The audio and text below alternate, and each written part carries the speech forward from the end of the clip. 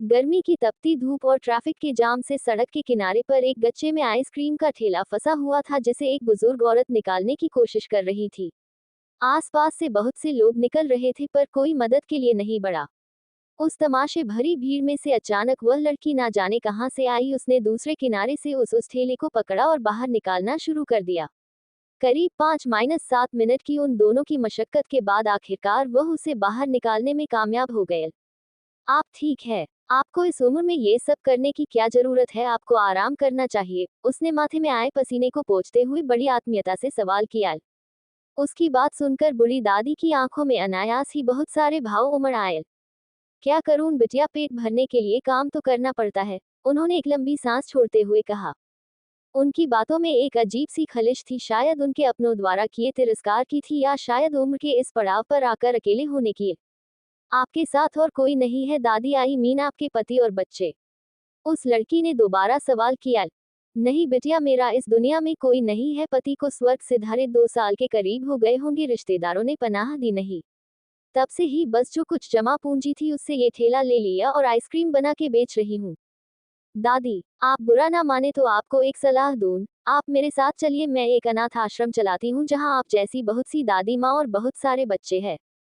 पर बेटा, उन्होंने झिझकते हुए कहा, मुझ पे भरोसा रखिए दादी। मैंने आपको दादी कहा है तो अपनी पोती पर भरोसा कीजिए। चलिए, आप इस ठेले को यहीं छोड़ दीजिए और मेरे साथ गाड़ी में बैठ जाए, इसे रामू काका ले आएंगे। रामू काका, आप इनका वो ठेला आप आश्रम ले आएगा, उसने गाड़ी में बैठते हुए कहा। वो दोनों गाड़ी में बैठकर वहां से निकल गए। करीब आधे घंटे बाद वह शहर से थोड़ी दूर खूबसूरत से पेड़ पौधों के बीच में बनी एक इमारत के आगे खड़े थे, जिस पर बड़े ही खूबसूरत शब्दों में लिखा हुआ था, अपना बसेरा। उसने उस आश्रम के आगे उस लड़की ने अपनी गाड़ी रोक दी और गाड़ी की पिछली सीट का दरवाजा खोल दादी का हाथ पकड़े उन्हें गाड़ी से बाहर निकाला। आइए दादी, हमारे इस 2-in-1 आश्रम में आपके घर में आपका स्वागत है। दादी, इस आश्रम में बुजुर्ग लोगों के साथ ही बच्चे भी रहते हैं, जिनका इस दुनिया में कोई नहीं होता। इसी बहाने बच्चों को बड़ों का प्यार मिल जाता है, जिससे वो खुद को अकेला नहीं समझते, और बड़ों को भी बच्चों का प्यार मिल जाता है। तो आज से आप भी यही रहेंगी। अपना बसेरा चारों ओर से पेड़ों से घिरा हुआ था और अंदर घुसते ही एक खूबसूरत सा बागीचा होता है, जिसमें अनेकों प्रकार के फूल है।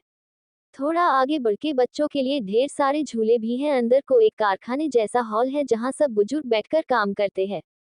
कुल मिला के वो एक ऐसा आश्रम है जहां सभी प्रकार की सुख सुविधा मौजूद थी।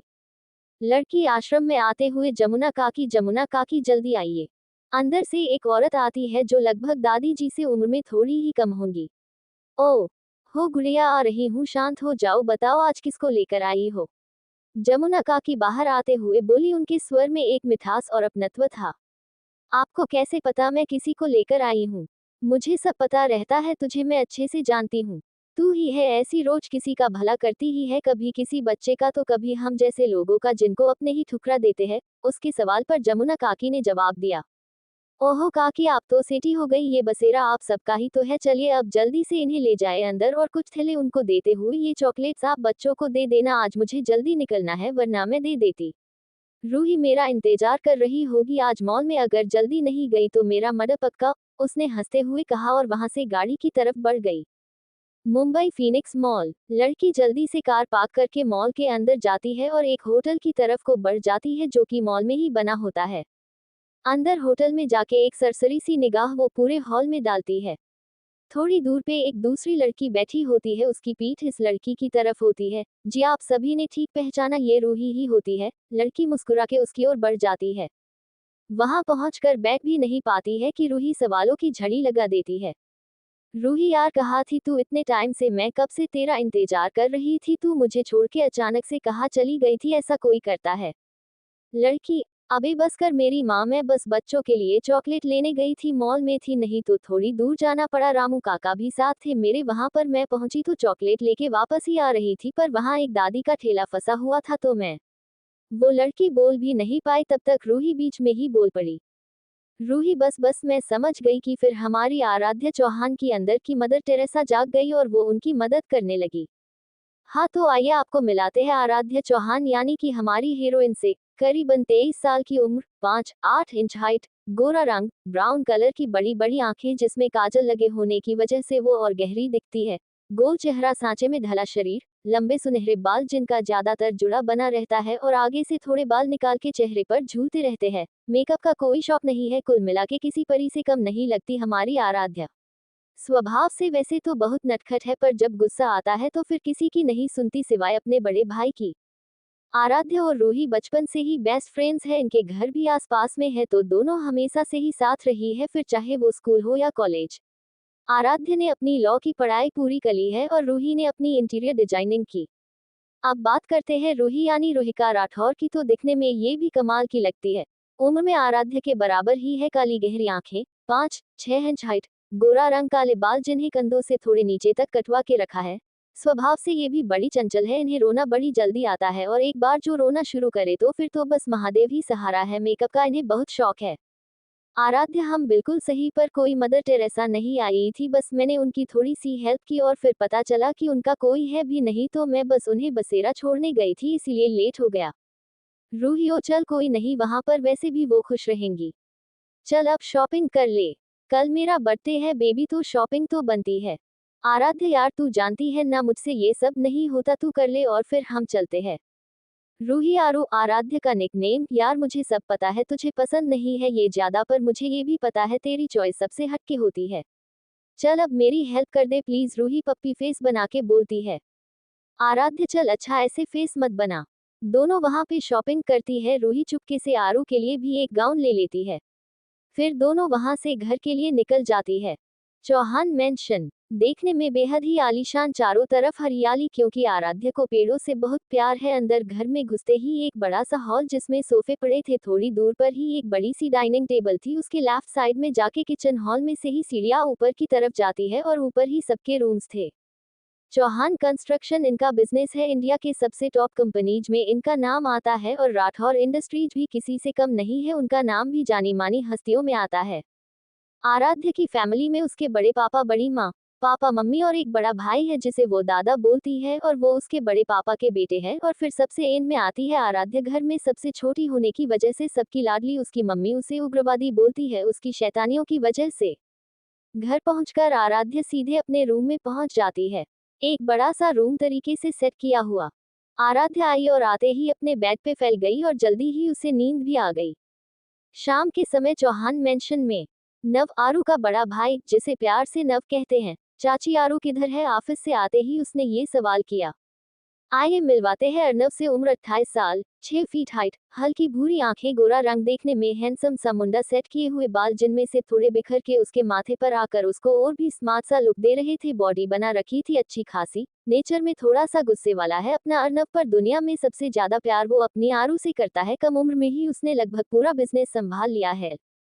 सीमा, आरू की मम्मी, जब से लौट के आई है अपने रूम में सोई पड़ी है, जा तू भी कोशिश कर ले, अब मुझसे तो उठी नहीं, एक तू ही है जो उस उग्रवादी को उठा सकता है। नव हंसते हुए रूम की तरफ जाते हुए बोलता है, आप कॉफी रेडी कीजिए, मैं अभी उठा के लाता हूँ। रूम में जाकर नव देखता है तो उसकी हंसी निकल जाती है। आराध्या बेड के नीचे पड़ी होती है, उसका ब्लैंकेट उसके पैरों के ऊपर गिरा होता है। नव, आरू उठो मेरी मिनी कुंभकर्ण, उठ जा अब शाम हो गई। आराध्य पर मजाल है कोई असर पड़ जाए। नव देख तू उठ जा, वरना फिर मैं नहीं ले जाने वाला तुझे कोई गोलगप्पे खिलाने के लिए, बाद में मत बोलना। आराध्य झट से उठकर बैठ जाती है, फिर बोलती है, दादा आप मेरे जैसी मासूम बच्ची के साथ ऐसा कैसे कर सकते हो? नव, अरे मेरी जान मैं ऐसा बिल्कुल नहीं करूंगा, पर तू जा जल्दी से फ्रेश हो जा, मैं भी फ्रेश होकर तब तक कॉफी पी लेता हूँ, फिर ले चलूंगा तुझे गोलगप्पे खिलाने। आराध्या, रूही भी हमारे साथ ही जाएगी? ओके। नव हम और फिर रूम से चला जाता है। आराध्या, रूही को फोन करती हूँ। रूही, बोल बेबी क्या हुआ? आराध्या, चल आज अपने लोग गोलगप्पे खाने चलते हैं, तू जल्दी से मुझे आके नीचे मिल हॉल में। रूही, वाओ यार चल मैं अभी आती हूँ। आराध्या, हम जल्दी आ। फिर फ्रेश होने चली जाती है। रूही जैसे ही घर में आती है उसकी नजर नव पे पड़ती है, अनव भी उसे देखता है। रूही नव को इग्नोर कर ऊपर आरू के रूम में चली जाती है। नव ऊपर की तरफ देखता है, फिर सर झटक के अपनी कॉफी पीने लगता है। रूही, बेबी कहाँ है तू? आराध्या, आ गई, चल चलते हैं। नीचे हॉल में आके आराध्या अर्नव से, आराध्या चले दादा, अर्नव हम चल। वो तीनों निकल जाते हैं। कार नव ड्राइव कर रहा होता है, उसके बगल में ही आराध्या होती है और पीछे रूही। रूही आरू तुझे एक बात बताओ, कल न भाई वापस आ रहे हैं अमेरिका से हम सबके साथ रहने, फाइनली अब वो हमारे साथ रहेंगे। रूही खुश होकर बोलती है। आराध्य ये कभी भी तेरे साथ नहीं रहा न बचपन से, फिर अब अचानक कैसे आना हुआ? ये तो हमेशा तेरे नाना नानी के साथ रहा है। रूही हाँ, पर अब उन्होंने सब स्टडी भी कंप्लीट कर ली और अब नानी की तबीयत भी ठीक है और उन्हें ये भी बिजनेस देखना है तो वो कल आ रहे हैं। आराध्य ओह नवारू, चल अब आ गया तेरे गोलगप्पे वाले के पास, तू खा ले, मुझे पास में थोड़ा काम है तो मैं वो फिनिश करके आता हूँ। ओके आराध्य ओके। फिर वो दोनों अपने गोलगप्पे वाले भैया के पास जाती है और आरू उनसे बोलती है, भैया आप गोलगप्पे बनाए जल्दी से तीखे वाले। तब तक रूही बीच में बोल पड़ती है, आरू स्टाइल। फिर वो दोनों अपने गोलगप्पे खाने लगती है और एक बार जो दोनों शुरू हुई तो फिर क्या ही बोल जाए। नव आके पेमेंट करता है, फिर वो सब घर को निकल जाते हैं। कार से उतर के आरू पहले ही अंदर चली जाती है। रूही जा ही रही होती है कि नव अचानक से कार से उतर के रूही को पकड़ के एक साइड ले आता है। रूही निकल के जाने की कोशिश करती है तो नव उसकी दोनों तरफ अपने हाथ रख देता है। नव तू मुझे इग्नोर क्यों कर रही है? रूही तुम्हें नहीं पता कि मैं तुम्हें क्यों इग्नोर कर रही हूँ? नव तुम्हें अच्छे से पता है कि how much I love you, फिर भी तुम पर कोई असर नहीं पड़ता। नव रूही ये तुझे भी पता है कि मैं तुझसे 5 साल बड़ा हूँ तो ये जिद क्यों? रूही तुमने ही बनाया है जिद्दी, बचपन से ही इतना प्यार दिया, हमेशा हर इच्छा पूरी की केयर करी, फिर आज क्यों नहीं? ये सब बोलते हुए उसकी आंखों में नमी आ गई। नव ये सब गलत है, इसलिए फिर अपने हाथ उसकी दोनों तरफ से हटा के तू जा घर। रूही आंखों में नमी लिए उसकी ओर देखती है, फिर बोलती है, तुम मेरे पहले वाले नव रहे ही नहीं, उसको मेरे एक आंसू से बहुत तकलीफ होती थी और अब तो तुम खुद ही आंसू दे रहे हो। इतना बोल के वो वहां से चली जाती है। नव वही दीवार से लग के बैठ जाता है। To be continue. नव वही दीवार से लग के बैठ गया और सोचने लगा। नव रूही तू समझ क्यों नहीं रही है? मैं ऐसे कैसे तुझसे दूर रह रहा हूँ? ये बस मैं जानता हूँ बहुत प्यार करता हूँ तुझसे, पर ये भी नहीं भूल सकता कि मैं तुझसे कितना बड़ा हूँ। नहीं मैं ऐसे कमजोर नहीं पड़ सकता, I have to be strong. और वहां से उठ के घर के अंदर चला आता है। घर पहुंचकर रूही सीधे रूम में चली जाती है और वहीं बैठ के रोने लगती है और रोती हुई ही सो जाती है। रात के करीब 11:30 बजे आराध्य अपने रूम में खिड़की पर बैठ के चांद को एकटक निहार रही थी। तभी राठौर मेंशन में उसे कोई चुपके से अंदर जाते हुए दिखा। वो तुरंत वही खिड़की से पाइप के सहारे उतर के सीधे राठौर मेंशन की तरफ बढ़ गई। वहां जाके देखा तो एक लड़का दीवार की उस तरफ कूदने की कोशिश में था और वो कूद भी गया। आराध्य भी तुरंत दीवार कूद गई और उसे पीछे से पकड़ के चिल्लाने लगी, चोर चोर कोई है? वो वॉचमैन काका चिल्ला रही थी कि अचानक से वो लड़का पलट गया और उसके मुंह पे हाथ रख के उससे कोने में ले आया। आराध्य ने जोर से अपनी आंखें भींच ली। लड़का बिल्कुल धीरे मगर सख्त आवाज में, चुप, एकदम चुप, तब से देख रहा हूँ चिल्लाए जा रही हो, ये क्या चोर चोर लगा रखा है तुमने? क्या समझ के रखा है मुझे? आराध्य ने उसके हाथ पे जोर से काट लिया तो उस लड़के ने झट से अपना हाथ हटा लिया। तब तक आराध्य ने जोर से उसके पेट में मुक्का मार दिया। वो वहीं पे पेट पकड़ में झुक गया। आराध्य समझना क्या है जो तुम हो, साफ साफ दिख रहा है चोर कहीं के तुम्हें तो मैं अभी सबक सिखाती हूँ। दिखते तो अच्छे खासे हो फिर भी चोरी शर्म नहीं आती। रूही रूही जल्दी आ, आराध्य जोर से चिल्लाती है। उसका चिल्लाना सुन राठौर मेंशन के सभी लोग आ जाते हैं। रूही, उसके पापा, उसकी मम्मी, वॉचमैन काका, उधर चौहान मेंशन में से भी सब बाहर आ जाते हैं और वहां आके जब देखते हैं तो आंखें फटी की फटी रह जाती है। आराध्य उस लड़के के बाल खींच रही थी और वो लड़का बेचारा उससे अपने बाल छुड़वाने की कोशिश कर रहा था। आखिर उसने छुड़वा भी लिए, पर हमारी आराध्य कहाँ मानने वाली है। वो फिर उसकी तरफ लिपकी पर नव ने पकड़ लिया। रूही भाई आप ठीक हो? और आप इस टाइम कैसे आ गए? आप तो सुबह आने वाले थे न? आराध्य और नव दोनों के मुंह से एक साथ निकला भाई। रूही आराध्य की तरफ पलटी और बोली, हाँ ये मेरे वही भाई है जिनके बारे में मैंने तुझे बताया था। राकेश रूही के पापा, पर यहाँ हुआ क्या कोई मुझे बताएगा? और आदि तुम यहाँ पर इस टाइम कैसे आए?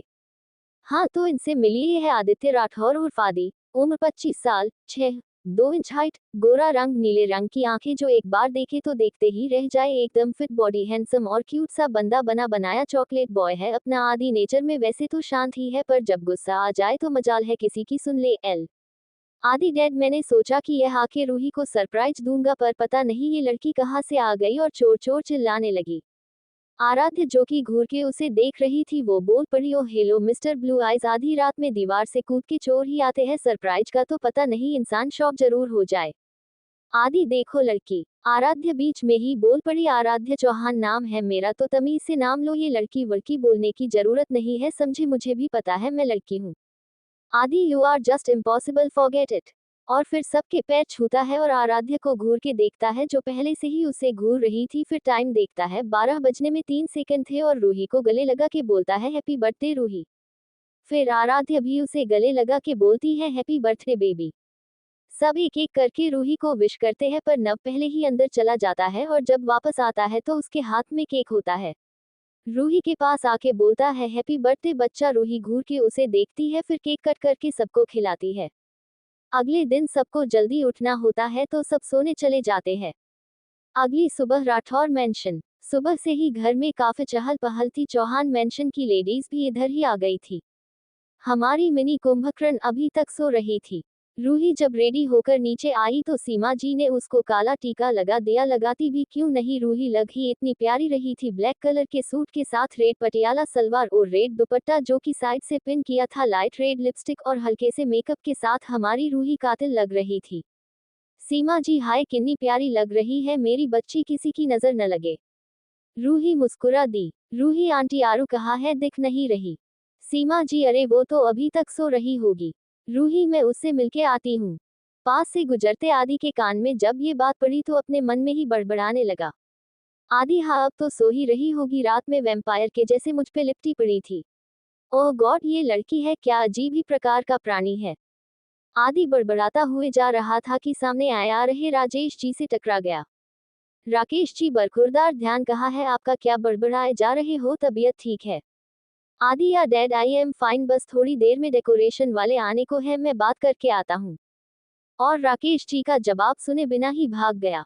रूही ने बाहर पहुंच के डोरबेल बजाई तो नव ने दरवाजा खोला और उसने जो रूही को देखा तो पलके झपकना भूल गया। रूही अब तुम दरवाजे से साइड हटोगे या ऐसे ही हल्क की तरह मुझे घूरते रहोगे। बोला कुछ जाता नहीं है, घूर देखो कैसे रहे हैं। नव चीपते हुए हाँ वो मैं हट ही रहा था और तू न ज्यादा गलतफहमी मत पाल, मैं कोई तुझे नहीं देख रहा था।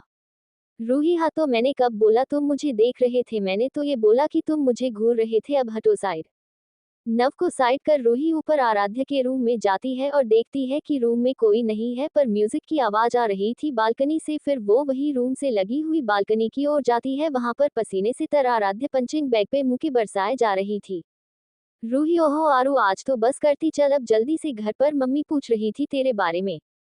आराध्य तू चल, मैं एक राउंड और पूरा करके आई बस। रूही तू नहीं मानेगी, चल मैं नीचे हॉल में ही हूँ, तू आ जाना बेबी प्लीज, और हाथ थोड़ा जल्दी। आराध्य हम नीचे हॉल में बैठा नव अपने लैपटॉप पर कोई काम कर रहा था। रूही अपने मन में सोचती है देखो कैसे चुपचाप से बैठा है, वैसे तो बड़ा बनता फिरता था बचपन में कि तेरी हर बात मानूंगा, अब देखो कितना बुरा है ये। नव एक नजर उसे देखकर बस कर, और कितनी गालियां देगी मन में ही। रूही हाउ रूड, मैं क्यों तुम्हें गाली दूंगी, तुम न ज्यादा बनो मत समझे। नव तुझसे ज्यादा मैं तुझे जानता हूं तो तू मुझे मत चला समझी। रूही यही तो दिक्कत है, तुम सब जानते हो फिर भी फर्क नहीं पड़ता। नव चुप हो गया। रूही वहां से उठ के किचन में चली गई और चाय बनाने लगी। आराध्य सीढ़ियों से आते हुए रूही चल चले।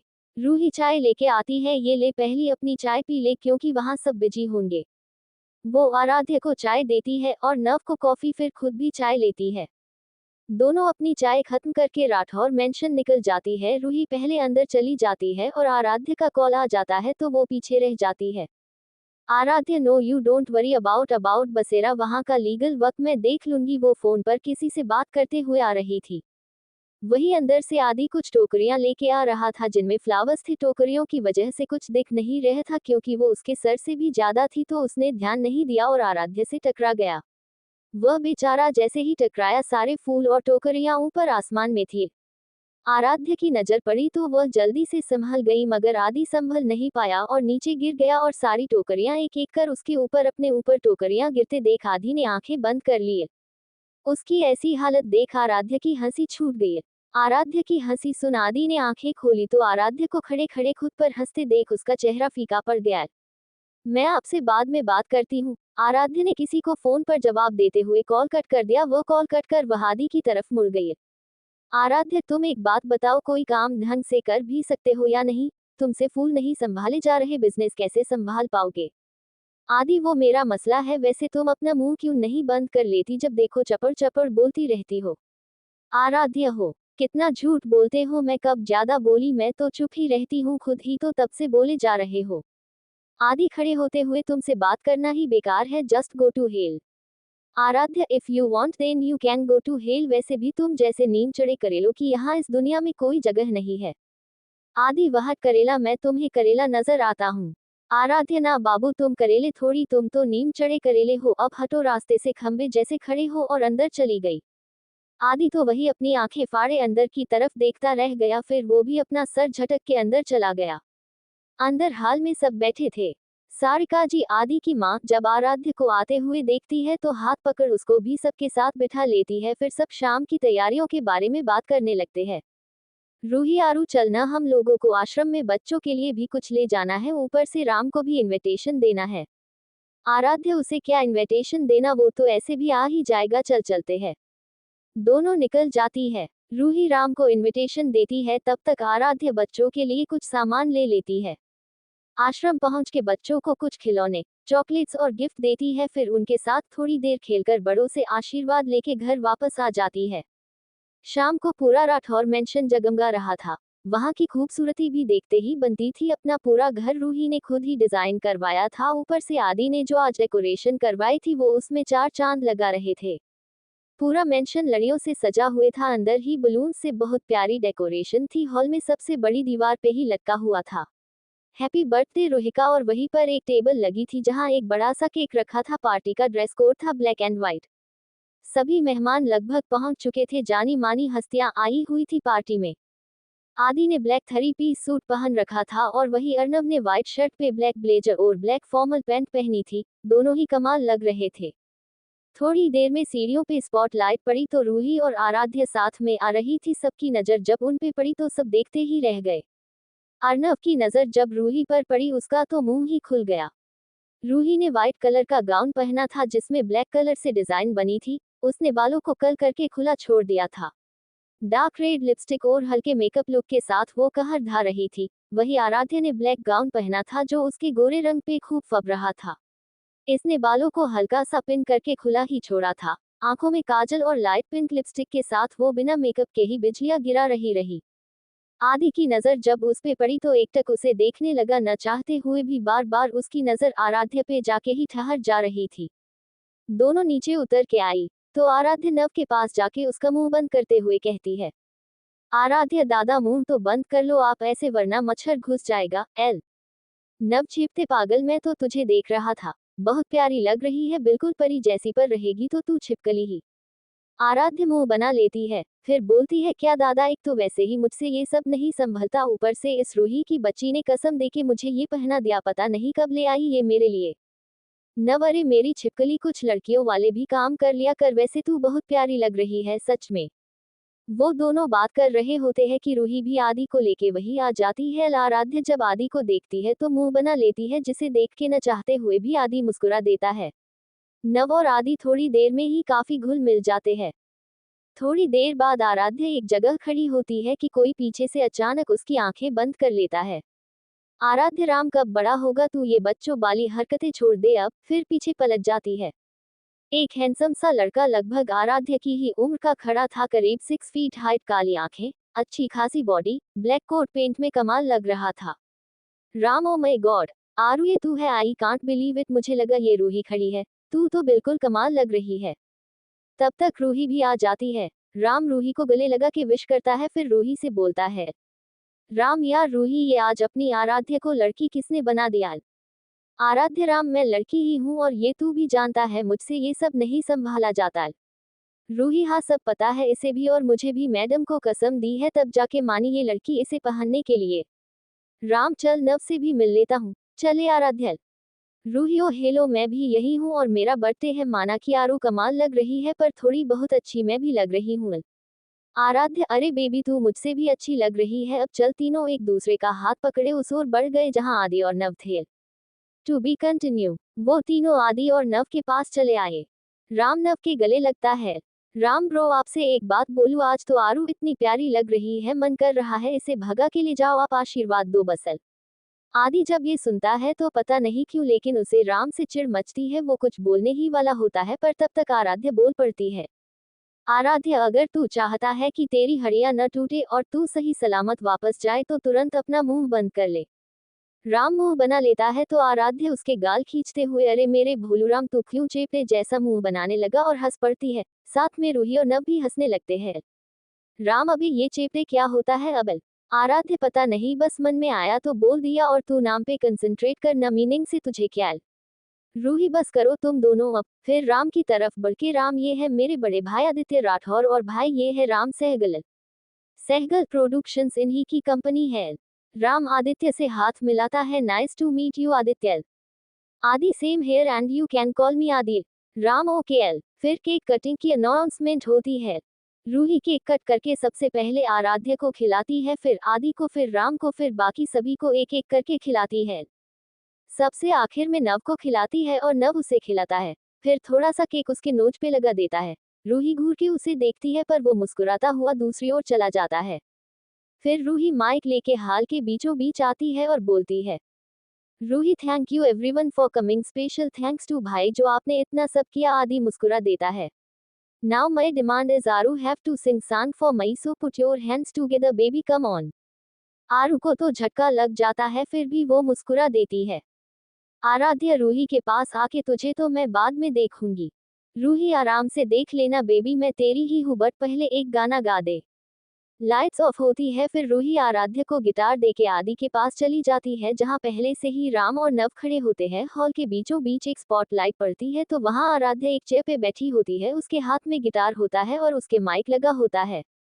राम खुश होते हुए, यार फाइनली इतने सालों बाद फिर से मुझे मेरी कॉलेज वाली आरू दिख रही है।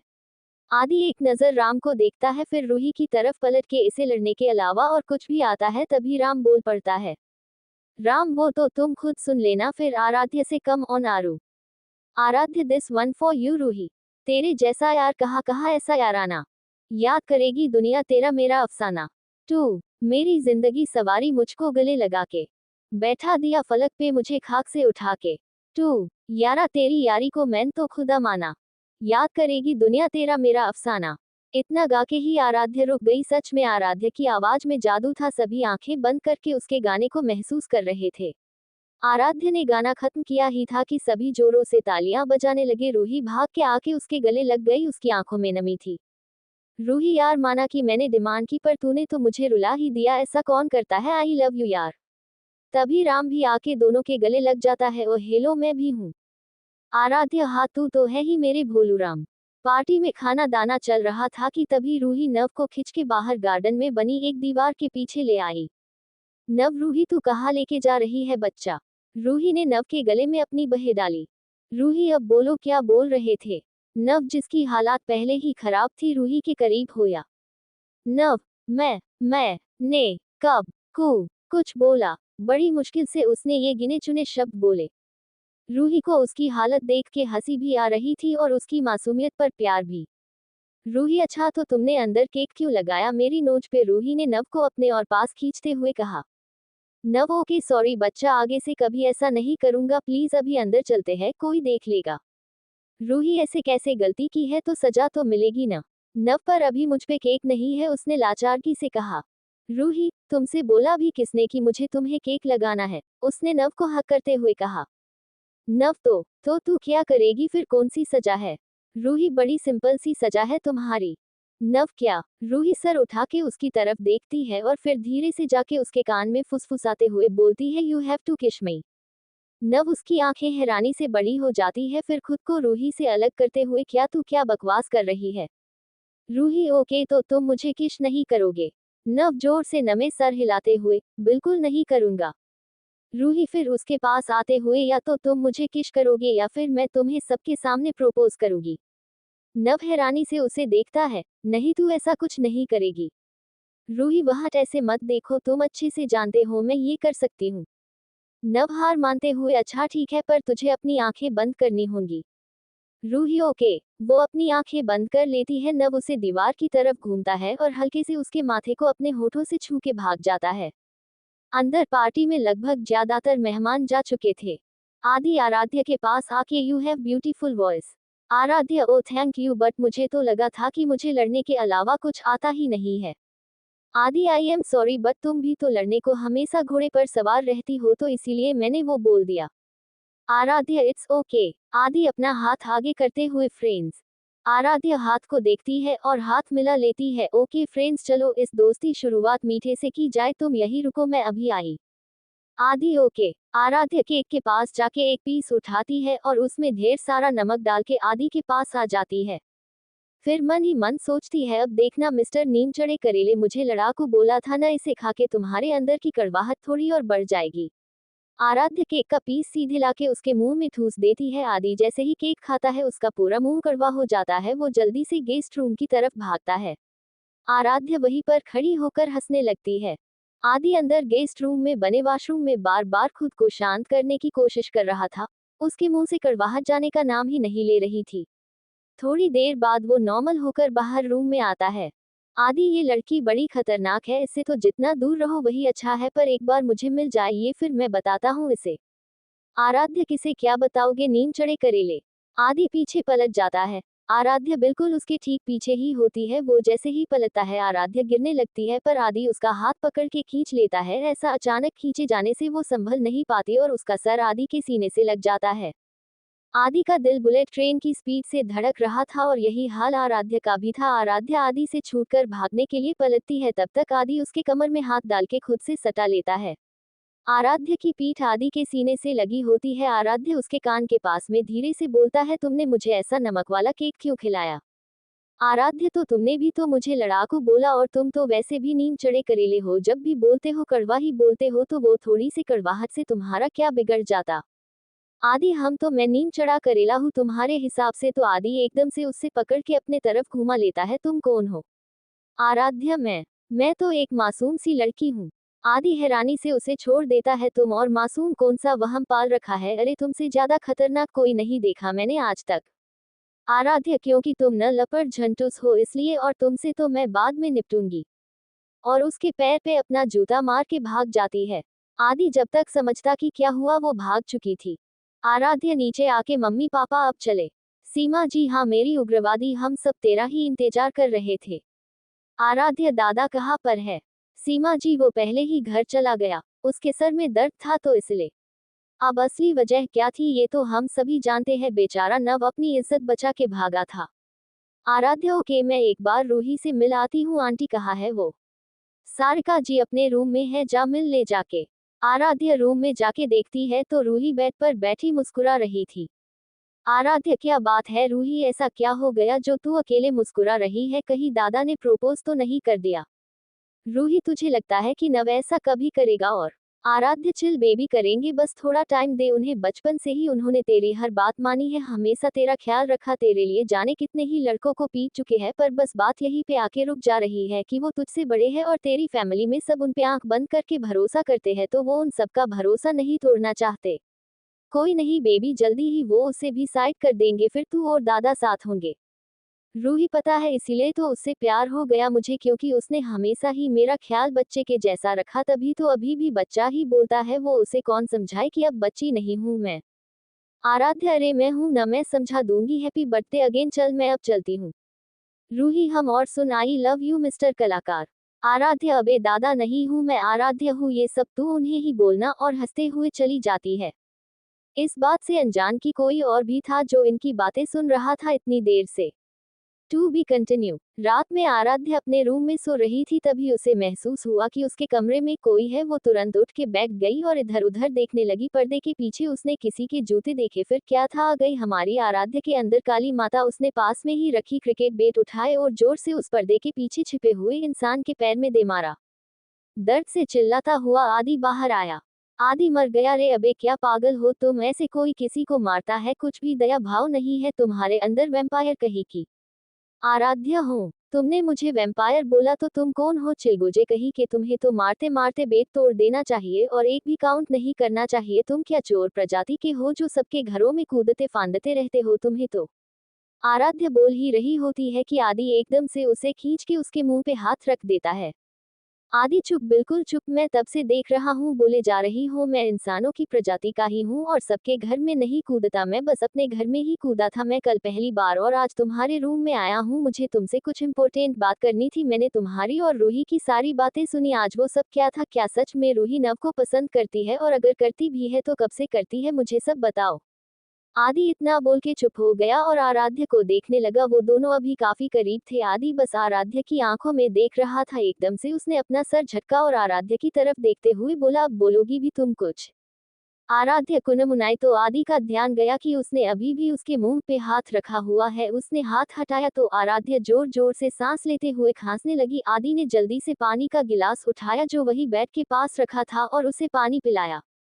आदि, आर यू ओके? आराध्य, दुष्ट प्राणी, तुम इंसान हो ही नहीं सकते, तब से मेरा मुंह दबा के रखा था, ऊपर से बोल रहे हो कि कुछ बोलोगी, ये तो कतई जाहिलगिरी की हद ही हो गई। अबे तुम्हें तो मैं उठा के नीचे फेंक दूं, ये मन कर रहा है। आदि, हो गया तुम्हारा तो अब बताओ कि वो सब क्या था जो तुम लोग बोल रहे थे रूम में? उसे जानने के चक्कर में ही मैं इतनी ऊपर चढ़ के आया हूँ और फिर पिटाई भी खाए, वो अलग। आराध्य नजरें चुराती हुई बोली, कौन सी बात? आदि ने एक गहरी सांस ली, फिर बोला, देखो मिस वैम्पायर, मैं कोई 1890 के दशक का भाई नहीं हूँ। अगर सच में रूही नव से प्यार करती है तो मैं तुम्हारी हेल्प ही करूंगा, ओके? तो मुझे सब सच सच बता दो। आराध्य कूद के आदि के पास आई और उसका हाथ पकड़ के बोली, सच्ची तुम मेरी हेल्प करोगे दादा और रूही को एक करने में? आदि एकटक उसे देखने लगा। आराध्य, बोलो भी अब, वो झल्लाते हुए बोली। आदि, हम, मैं करूंगा हेल्प। आराध्य ने खुशी से आदि के हाथ पर जोर से चिकोटी काट ली। आदि ने जल्दी से अपना हाथ झटक दिया। आदि, यार तुम सच में ही पागल हो क्या, इतनी जोर से चिकोटी काटी? आराध्य, वो एक्चुअली खुशी खुशी में ऐसा हो गया। आदि, खुशी में चिकोटी कौन काटता है?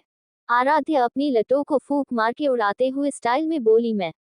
आदि, वैसे भी ऐसी उटपटांग हरकत तुम ही कर सकती हो। अच्छा वो सब छोड़ो और सुनो, बात ऐसी है, दादा ने बचपन से ही रूही का हमेशा ध्यान रखा, बचपन से ही चिढ़ाते हुए आए हैं, वो उसे और उसकी हर जिद भी पूरी करते थे। उसके लिए पता ही नहीं कितने लोगों से पंगे लिए उन्होंने, जब भी वो रूठती तो दादा हमेशा उसे मनाते। यूं ही रूठते मानते हम सब बड़े हुए और देखते ही देखते रूही को दादा से प्यार हो गया और दादा भी रूही से बहुत प्यार करते हैं। मैंने देखा है वो प्यार उनकी आंखों में, पर प्रॉब्लम ये है कि दादा रूही से 5 साल बड़े हैं। उन्हें लगता है कि रूही खुश नहीं रह पाएगी उनके साथ, और उससे भी बड़ा रीजन ये है कि आंटी और अंकल दादा पे बहुत भरोसा करते हैं। उन्हें लगता है कि अगर वो रूही से प्यार करते हैं, ये बात अंकल आंटी को पता चली तो उनका भरोसा टूट जाएगा। अब तुम बताओ, ऐसा थोड़ी होता है, प्यार तो प्यार है, वो तो कभी भी किसी से भी हो सकता है, उसमें उम्र थोड़ी देखी जाती है। आदि एकटक आराध्य को देख रहा था, वो लग ही इतनी प्यारी रही थी। आराध्य चांद को देखकर ये सब बोल रही थी। चांद की चांदनी में उसका गोरा रंग और भी ज्यादा दमक रहा था। हवा से उसकी बालों से निकलने वाली वो दो लटें उसके गालों को चूम रही थी और वो उतने ही सलीके से उन्हें पीछे कर रही थी। आराध्य, अब बताओ, तुम करोगे न मेरी हेल्प? पर हमारे आदि तो दूसरी ही दुनिया में थे। आराध्य 2 से 3 बार उसे आगे हाथ हिलाती है, पर मजाल है उन पे कोई असर, पर फिर एकदम से उसे जोर से झकझोर के रख देती है। आदि एकदम से होश में आते हुए, क्या हुआ? आराध्य कहाँ खो गए? अच्छा वो सब छोड़ो और ये बताओ, करोगे न मेरी हेल्प? आदि, हम करूंगा और इसकी शुरुआत होगी कल से ही। और हाँ, बालकनी का दरवाजा बंद करके सोया करो, वो तो शुक्र मनाओ मैं था, वरना कोई चोर होता तो। आराध्या उसके बोलने से पहले ही बीच में बोल पड़ी, तो उसका भी वही हाल होता जो तुम्हारा होने वाला था। अगर मैंने टाइम पे तुम्हें नहीं देखा होता तो तुम्हारी हड्डी टूटनी पक्की थी, वो तो मैंने तुम्हें देख लिया इसीलिए। इतना बोल के वो आदि की तरफ देखती है तो आदि उसे पहले से ही घूर के देख रहा होता होता है।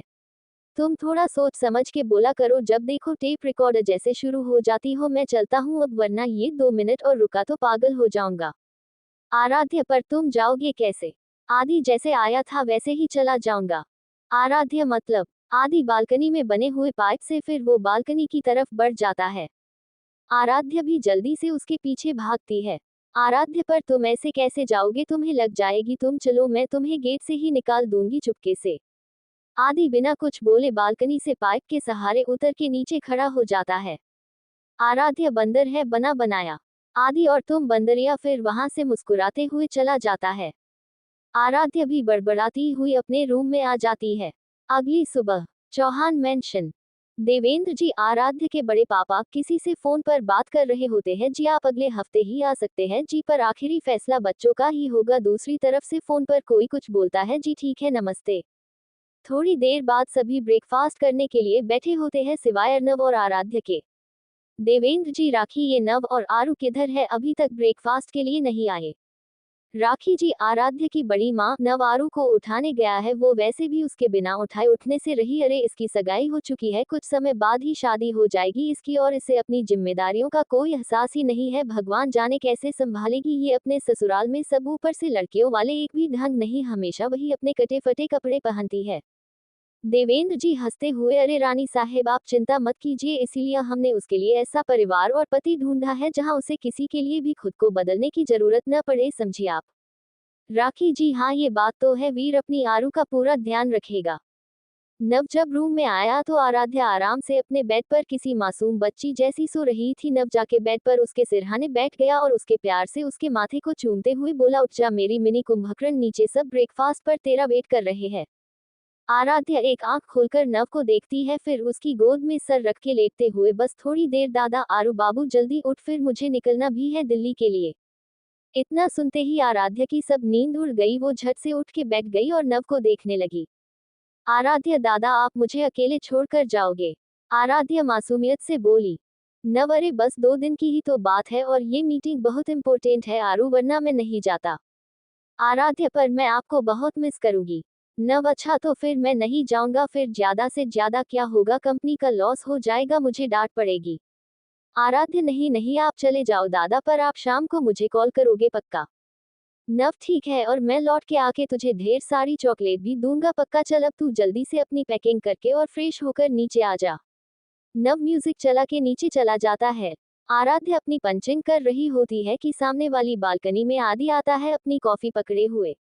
आदि आराध्य को पंचिंग करते हुए देखता है, फिर सोचने लगता है, वैसे क्या ये वैम्पायर कम खतरनाक है जो ऊपर से पंचिंग भी कर रही है? इसकी मेहरबानी ही है जो कल मेरा पैर टूटते टूटते बचा। अरे इसकी जैसी भयानक लड़की तो मैंने देखी ही नहीं। पूरे पूरे कांड करके बोलती है, मैं तो मासूम हूँ, अरे इसे देखकर तो मासूमियत भी सुसाइड कर ले।